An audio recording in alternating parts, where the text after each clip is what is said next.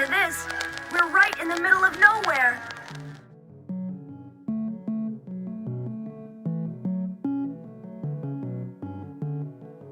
I have this childhood memory of getting lost in the woods.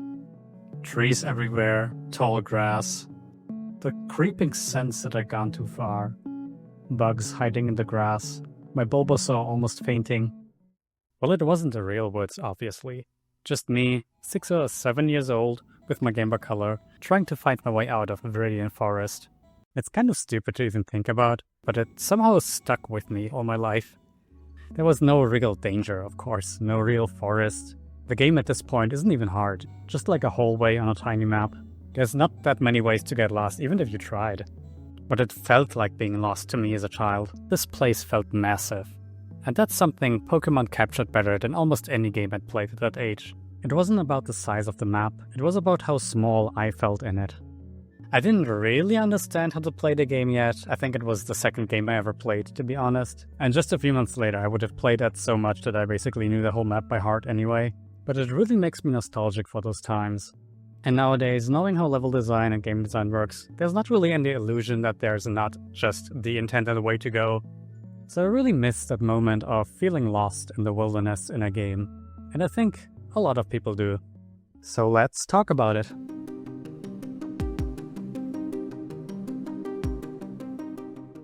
Getting truly lost has become almost impossible, at least in a physical sense. Our smartphones tell us exactly where we are, what's around us, and how long it will take us to get home. And in most places, untouched nature has just become much smaller. Unless you go out of your way, there's likely a road somewhere nearby. Nature hasn't exactly disappeared, but it has become mapped, indexed, turned into data. The unknown is no longer something we stumble into on accident in everyday life. It's something you have to actively seek out. But we still kind of want to experience it. So, as is human nature, we turned somewhere else. To stories. Adventure fiction took off at the same time industry and exploration were booming. With more and more of the world becoming known, and more of our social structures becoming regulated, it's not really surprising that readers in the 18th and 19th century fell in love with stories of castaways and lost islands, like Robinson Crusoe and Treasure Island. For children especially, it's easy to see how these books offered the wilderness they couldn't reach in their backyards.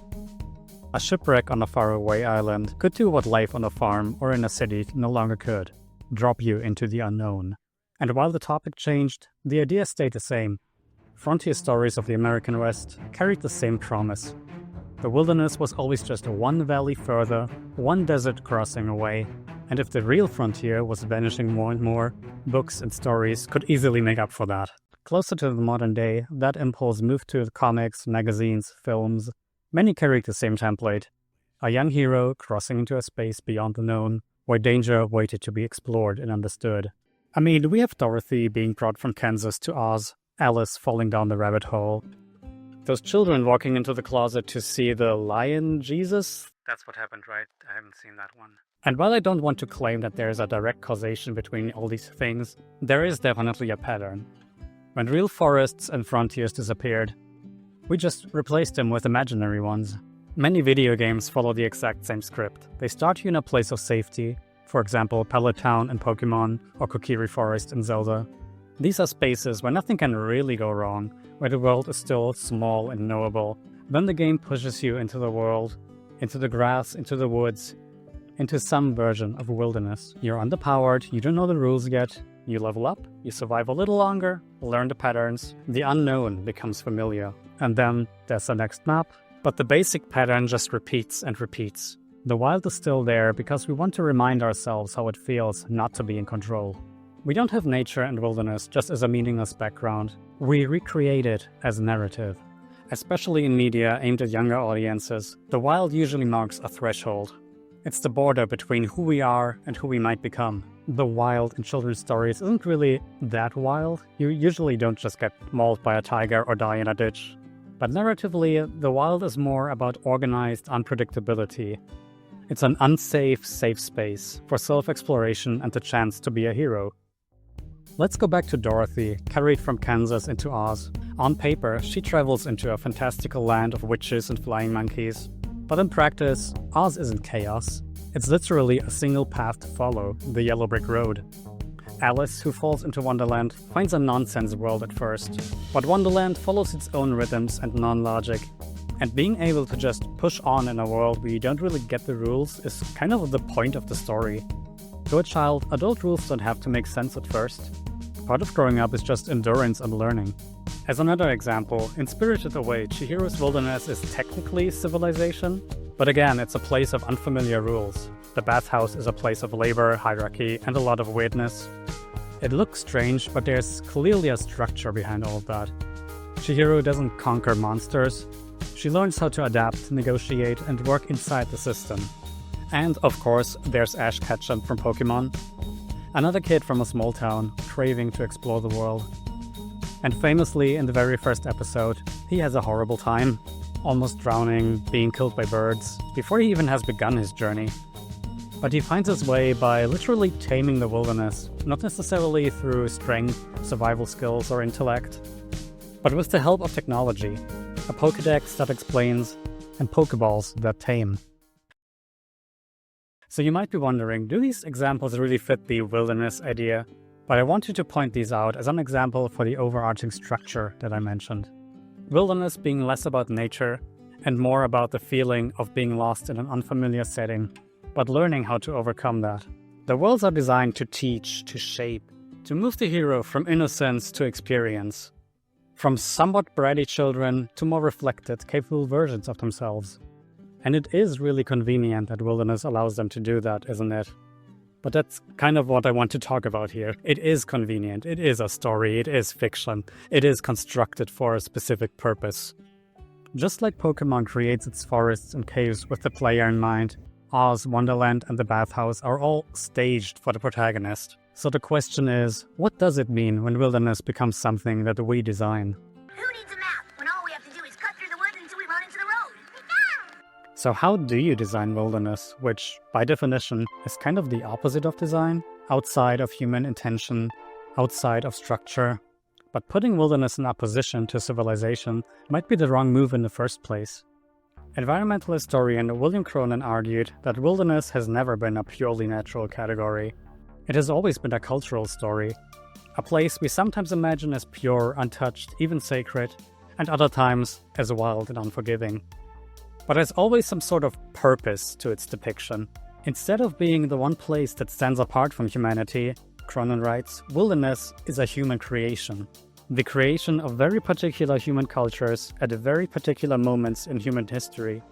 So how I see it, wilderness isn't really about nature or anything natural. It's more about what we are missing in our lives and what we want to see or not see in ourselves. And you could see it all around. I mean, a national park, for example, might look untouched in some regards, but there's always some clear paths, there's viewing platforms in specific areas. All the risks are carefully managed. Even shopping malls are designed to include ivy and waterfalls to summon the aura of the natural. And these aren't accidents, of course. They are attempts to recreate a feeling of wildness within spaces built to be safe, legible, and functional. And there's nothing inherently bad about that, by the way. These places are built like that because it works to some degree. I just want to point out the constructiveness of it all. All this is what I like to call artificial wilderness. Spaces that try to imitate unpredictability and danger, while always staying firmly within design and narrative. They don't give us chaos, they give us curated surprises. They don't threaten us, but they let us imagine what it would be like. And again, Pokémon is a perfect example in multiple ways. The forests and caves look and feel wild. Mount Moon is confusing and big, hordes of Zubats strike at random, and every new screen suggests a risk of fainting. But behind the scenes, of course, nothing is wild. Every step is a dice roll. Every encounter, every trainer, every item is carefully placed with intention. And it's like that in most of gaming. Things are not random, everything is based on probabilities. There's algorithms that simulate unpredictability while keeping the experience within safe bounds. Then, in Pokémon, there's Safari Zone. On the surface, it feels like the game at its wildest. It's the only place where you can find some of the more strange and powerful creatures that you won't find anywhere else. It also introduces a step count mechanic that is unique to only this area, adding a form of time pressure to explore just enough to find something new, but not too much or you'll be kicked out. The game signals that this is not just another patch of tall grass. Even the way you interact with Pokémon changes. You can't fight them the usual way, instead you're given a set of safari balls and the option to throw bait or rocks. It feels much more unpredictable than the core game. Will the bait calm them down? Will it make them flee? Will the rock make them easier to catch? You will probably not be sure how to best navigate that, unless you look up a wiki. But you do feel more lost that way. The game takes away your main tool, your team, and has you figure out things by yourself. And it works. But of course this is all artificial, both mechanically and narratively. The Safari Zone isn't untamed wilderness, it's just a fenced-off area. You buy a ticket and you get in. The environment is presented as natural, but in the end, even in-universe, it's a theme park attraction. In a bit of irony, Safari Zone looks like Pokémon at its most chaotic, but it's the most literal example of artificial wilderness. It stages risk and wildness as spectacle, something you can literally pay for, complete in the time slot you get, and then leave behind. And it's intentional. The design goal isn't to get you lost in nature, it's to let you pretend that you could get lost. And that tension between the fear of not finding a way out and the certainty that you always will is what gives the games their atmosphere and what really works for me. In a way, it's the essence of artificial wilderness. The illusion of lawlessness wrapped in many rules. The feeling of danger without any danger. And it doesn't stop at fiction. Theme parks, national parks, zoos, haunted houses. They serve the same illusion. Risk without risk. Wildness without wildness. They give us the feeling of being small in the face of something large, but never too large. We want to be lost. But not on some remote island. We want the island with snacks and Wi-Fi. We want wilderness that doesn't bite back.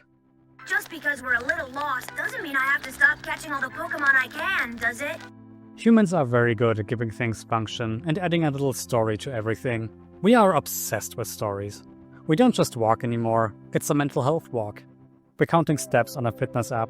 We don't just sit in the park, we are practicing mindfulness. Everything can be content.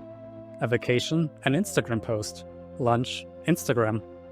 Every action becomes a project and a chance to tell a story about ourselves. And I'm not saying that that's a bad thing, it's just exhausting at times. So maybe that's why we crave to be lost. But our minds don't really let us. We crave wilderness and nature, but what we need isn't trees or rivers. What we need is to just step out of the story for a moment. We want the wild to mean something, but maybe it just shouldn't. Because the forest doesn't need to be a story. It doesn't need to heal us, teach us, improve us. It can just exist. Maybe we should let the forest just be useless.